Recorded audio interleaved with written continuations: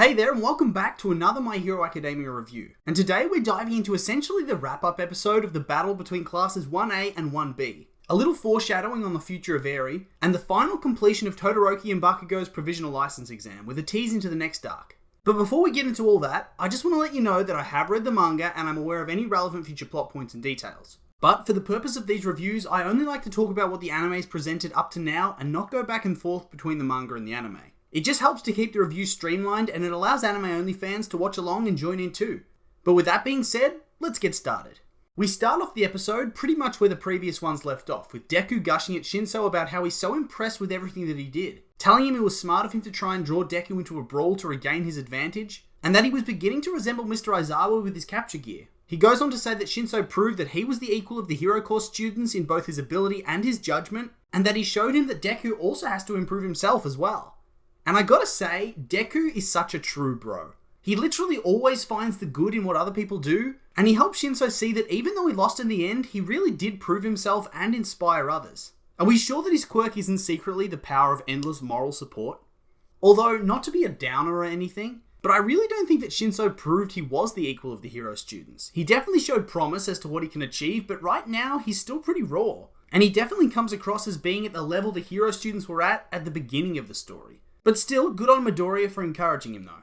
Moving on, Vlad then announces to the class that after his performance, Shinso will definitely be joining the Hero Course starting from their second year. So it's probably going to be a while till we see him again after this, which is a bit of a shame. And hopefully he gets into 1A, because if he gets banished to obscurity in Class B, it's going to be sad. After a brief acknowledgement that Monetta's both a super creep and also weirdly brave, Monoma begins a fresh rant, telling everybody that whilst they may have lost overall, they only lost because Monoma didn't know that Midoriya's quirk was a blank. And thus, if they fought again, it would be a mystery as to who could win, and thus, Class 1A's victory is tainted. And this guy's really started to grow on me a little bit, to be honest. He really did prove himself in his match, and is the sorest loser of all time, even compared to Bakugou, and it always gives me a giggle when he just appears, and the background fades to black as he monologues. It makes him seem like a cheesy cartoon villain, almost like Team Rocket, and ties into his storyline of having to embrace villainous traits to be a hero with his type of quirk. And I also enjoyed that even Vlad King got sick of him this time.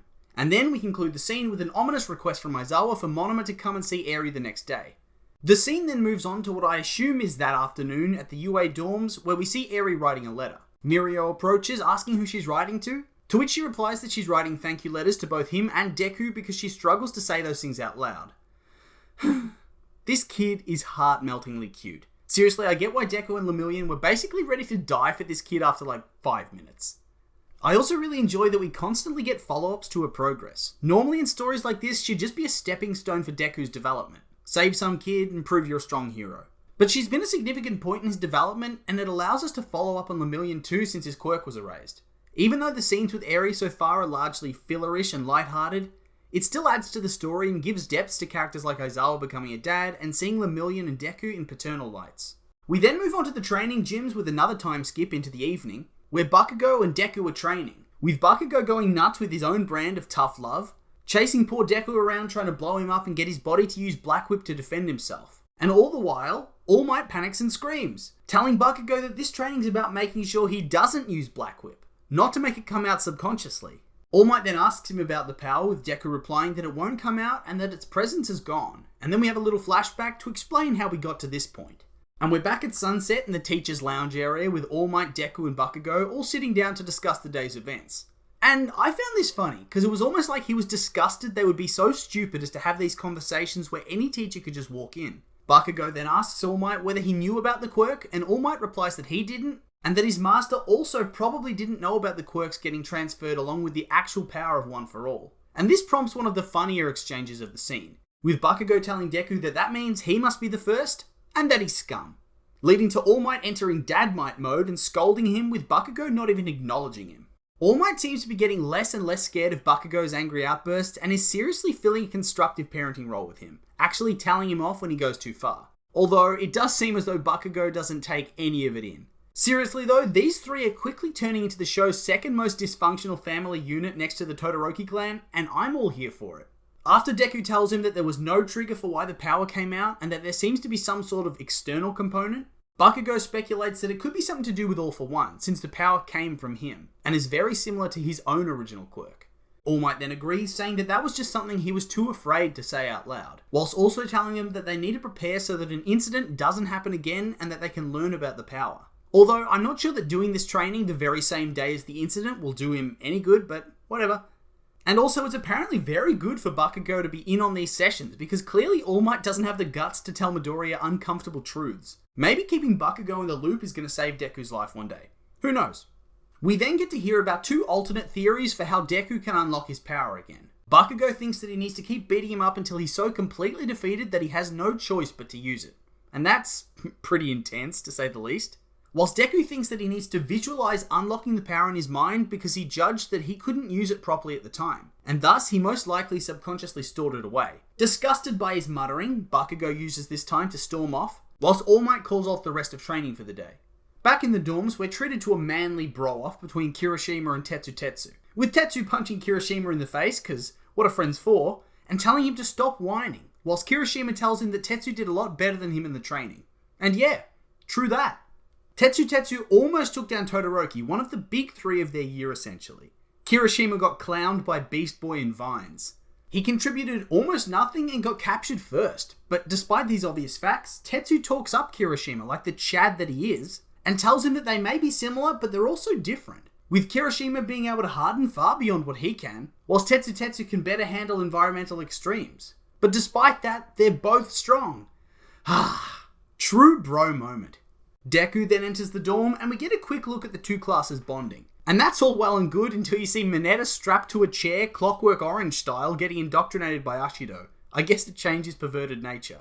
It's only a quick moment, but my god, this made me giggle. Especially since nobody else reacts to it at all. I wonder how common this has become for them to have to do this to him. Todoroki then approaches Deku and asks him about his second quirk, feeling kind of hurt that he'd hide this considering that Deku demanded Todoroki fight him with everything that he's got at the sports festival. Deku then covers himself, saying that it's the same quirk, just a different manifestation of it, and he didn't know he could do it. Which throws Todoroki off the scent and sees him apologize to Deku for doubting him, with Bakugou in awe that somebody can be both so sharp and so dull at the same time. And I hope this little half-truth doesn't come around to bite Deku in the ass at some point. He's basically Todoroki's best friend in the entire world, so it'd be brutal if this made Shoto feel lied to once the truth eventually does come out, because, you know, it will eventually come out. Shoto then goes on to say that he's basically at the same level as Deku, and he needs to keep training in order to control his fire side. And just at this moment, we get an amusing cut to Endeavor, who's just staring at his phone in joy that Shoto texted him back. All the while, he has his enormous hand covering up some poor dude's mouth as he desperately taps out from lack of oxygen. Also, side note, how the hell is Endeavor so big? He's truly enormous, and most of the people who see that size have some sort of quirk that explains it. How is he so immense? After a brief scene where the staff of UA agree that Shinso should be admitted into the hero course, we get a glimpse of Aizawa and Present Mike walking down a hallway, with Mike remarking that Shinso reminds him of Aizawa at his age, and asks him whether he reminds him of himself or if he makes him think of Shirakumo. And to me that feels like the ominous planting of a seed for future plot points. Considering how Aizawa basically shuts down after hearing that name, I can imagine it's going to be a nice traumatic experience for everybody involved. We then cut away to Eri, who's standing out the front of the dorms, cowering away from Monoma, who she describes as the bad part of UA, much to his dismay as he states he's merely walking the path of righteousness. And yeah, I get why even a guy like Mirio would talk down about him, because whilst it's funny to watch, it would be really annoying in real life to deal with somebody like this. Aizawa then turns up and explains that he asked Mirio and Deku to come as well because he didn't think Eri and Monoma would mesh well on their own. And yeah, that's probably fair enough. Monoma doesn't strike me as the type of nurturing soul that Eri would want to befriend. We then flash forward to see Monoma attempting to copy Eri's quirk, only to realise that it's a blank and that he can't use it, just like he couldn't use Deku's. And then we get a clarification as to why her and Deku's quirks can't be copied. As they're stockpiling quirks, he can't use them as his quirk only takes the quirk itself, not the energy needed for it to work, with another example being Fat Gum. Whilst Monoma copies the quirk which would allow him to store fat, his short duration makes it impossible to accumulate enough to actually use it. Mirio then asks why they even wanted to copy Eri's quirk, to which Aizawa responds it would have allowed them to use it directly to teach Eri. But I'm confused. Monoma seems to be able to use the quirks he copies right away, so it seems that by copying it, he gets an innate understanding of how to use it. Even with One for All, he did use it. The green lightning did appear. He was using it, but he had no stockpiled power. It's like starting at zero, like the first user would have had to. So surely he'd at least get the theoretical knowledge of how to use the quirk and could explain it or write it down for her to be able to train. Maybe I'm wrong, or maybe that kind of thing wasn't fully thought through. Don't know. Eri then apologizes for her power being a bother and declares that she wishes she didn't have it, only for Deku to respond that her power saved him, and that whilst it's a dangerous power, the most dangerous powers can do the greatest things. Considering they're setting up Eri to be able to use her quirk and the motivation Deku's using, I think it's safe to say that she isn't going to be the cute little kid that only brings fluffy moments to the episodes and will most likely be a key player later on in the story. I mean, that quirk is definitely going to come in handy once she can control it. And once again, Deku proves himself the ultimate bro, always knowing what to say to inspire people and lift them up, unless their name's Bakugou.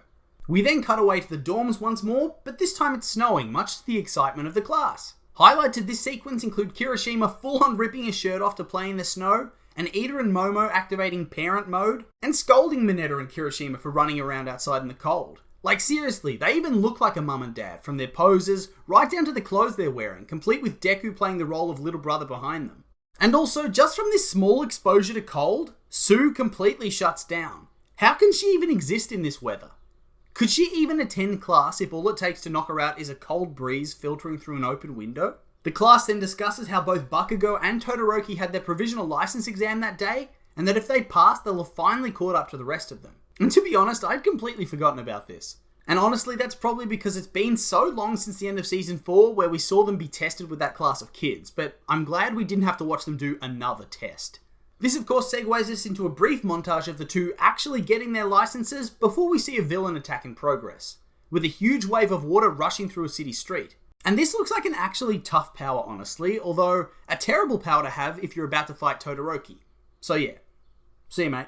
The wave of water rushes through the streets, stripping people of their valuables and landing them in the hands of one of the bandits on top of the wave. And this is actually a smart strategy. Usually the show's low-level villains seem stupid as, so this is a refreshing change. And of course, this chaos goes right past All Might's car, which happens to have Todoroki and Bakugou as passengers, who say that whilst All Might can't fight, they can, and thus he should handle the evacuation whilst they fight until the actual pro heroes turn up. Much to All Might's distress, as they literally only just got their licenses. But in their defense, I feel like they have something to prove, as they had to do remedial lessons while their rival Deku got to take down the Yakuza.